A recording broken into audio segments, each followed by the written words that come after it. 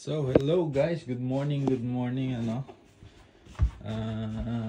As you can see, ayan. So, makapal na naman yung yelo sa labas. Tapos, malapit na ulit tayo magsimula mag trabaho sa labas. Mag-operate tayo ng machine para maglinis ng mga yelo sa kalsada, sa mga greenhouse natin, no? So, bago yon, so mag-prepare tayo ng ng ating machine. Kailangan syempre gasolina, yan. I mean diesel pala, diesel. Tapos yun, samahan niyo ako. Let's go. Yun guys, palabas na tayo. Yan. Diretso pala tayo ng bangko kasi may kailangan tayong bayadan. Tsaka bibili na rin tayo ng ng gas kasi para sa kwarto natin, yung heater natin sa kwarto, para may stock tayo. Yun, ito nyo. Grabe, medyo makapal na yung yelo. Ayun lang.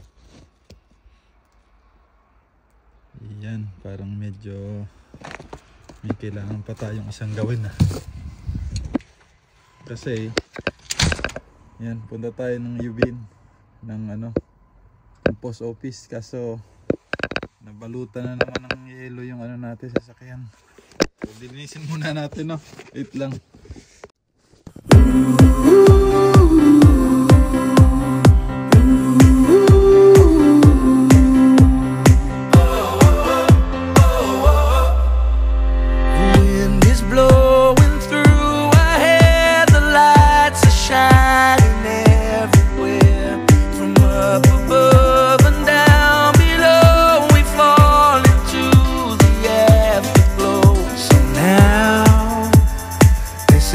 Perfect night tonight.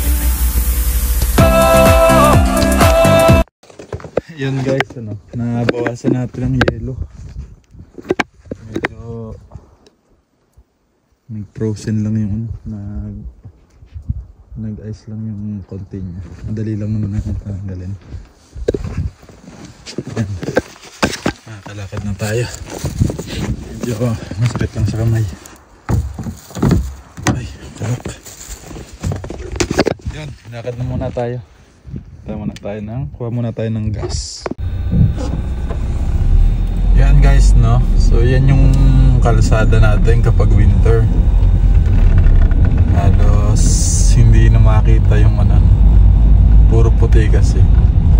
Kaya kapag ganyan, kailangan madahan lang talaga. Tapos yung gulong natin, kailangan din pang winter para hindi madulas. Yan, no? Kita nyo naman, lalo kapag yung mga looban, so mano talaga, mas makapal yung yelo. Tapos kapag dating naman dito sa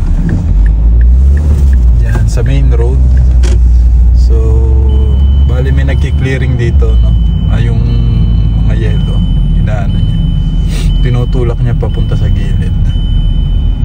Tapos dito na tayo. Tapos kapag papasok ka na naman, ganyan na naman, ang kapal na naman. Yun guys, so magsasali muna na tayo ng gasolina dito sa generator, kasi isa sa mga kailangan to dito. Yan. So ito yung bintana, sobrang liwanag. Hindi pa siya bintana, pinto.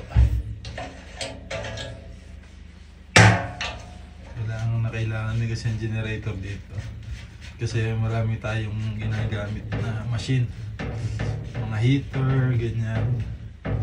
Kasi yung mga bahay dito, mga may makakapal na snow sa bubong, so kailangan mainit yung loob para yung snow bumagsak agad,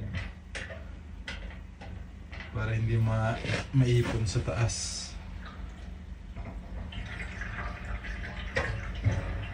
Kasi once na maipon yan, delikado rin kapag masyadong mabigat yung taas ng bubong, kasi may posibilidad na bumagsak, hindi kayanin nung kisame, ng bubong. Tapos babagsak sa kisame. So kailangan natin ng mga heater sa mga house, sa storage.